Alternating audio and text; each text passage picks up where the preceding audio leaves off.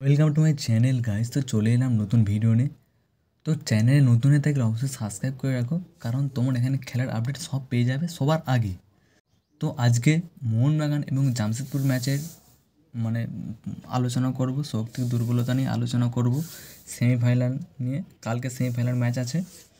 তো জামশেদপুর এফসি কিন্তু এই বছর 25টা ম্যাচ খেলেছে আইএসএলে, তার মধ্যে গোল করেছে 37টা এবং গোল খেয়েছে 43টা।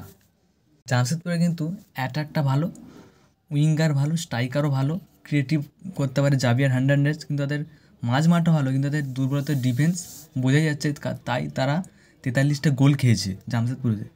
তুমি কি বলবো, জামশেদপুর টিমটা এমনই যে তারা গোল খেয়েছে 43টা, কিন্তু তাও তারা টপ 6-এ কোয়ালিফাই করেছে। তারপরে তো সেমিফাইনাল খেলবে মোহনবাগানের সঙ্গে। 43টা গোল হজম করার পরেও সেই দল টপ 6-এ কোয়ালিফাই করছে। তাদের হোম রেকর্ড অবশ্যই ভালো, কারণ তারা হোম রেকর্ডে বলতে গেলে 90% ম্যাচ জিতেছে তারা, তার জন্যই তারা টপ 6-এ কোয়ালিফাই করেছিল। তা না হলে 43টা গোল কনসিড করেছে, 8টা না 9টা ম্যাচ হেরেছে মনে হয়। তো মোহনবাগানকে নিয়ে যদি বলি, মোহনবাগান কিন্তু 24টা ম্যাচ খেলেছে আইএসএলে, গোল করেছে 45টা এবং গোল খেয়েছে 16টা।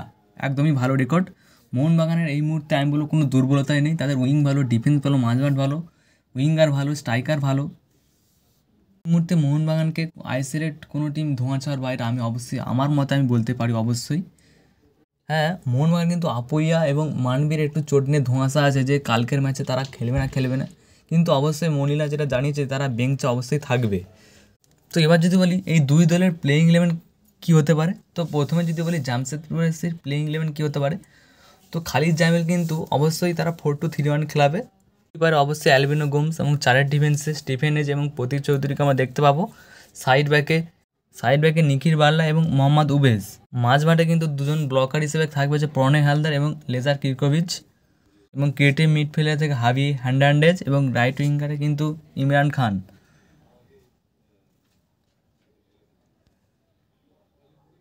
লেফট উইঙ্গারে সানান মোহাম্মদ এবং স্ট্রাইকারে জর্ডান মারি। তো এটাই হবে জামশেদপুরের লাইন আপ। তো এবার যদি বলি মোহনবাগানের লাইন আপ কেমন হবে, মোহনবাগান কিন্তু 4-3-3-তে যেতে পারে, কারণ তাদের গোলকিপার অবশ্যই বিশাল কায়েত, এবং চারের ডিফেন্স টম হ্যান্ডেল এবং Alberto Rodriguez. Right back Ashish Roy, left ব্যাকে সুভাশিস বোস দ্য ক্যাপ্টেন, এবং মাঝমাঠে থাকবে অনিরুদ্ধ থাপা, দীপক টাংরি এবং সাহাল আব্দুল সামাদ। কালকে আপুইয়া চোট নিয়ে একটা ধোঁয়াশা আছে, তাই আমি অনিরুদ্ধ থাপাকে রেখেছি এবং মানবীরও চোট নিয়ে ধোঁয়াশা আছে, তাই আমি সাহালকে রেখেছি। এবং তার উপরে 3জন থাকবে right winger Greg Stewart, creative রোলে তার রোলটা থাকবে, কিন্তু রাইট উইঙ্গে দেখাবে তাকে গ্রেট স্টুয়ার্ট, এবং স্ট্রাইকারে জিমি ম্যাকলারেন, এবং লেফট উইঙ্গারে লিস্টন কোলাসো।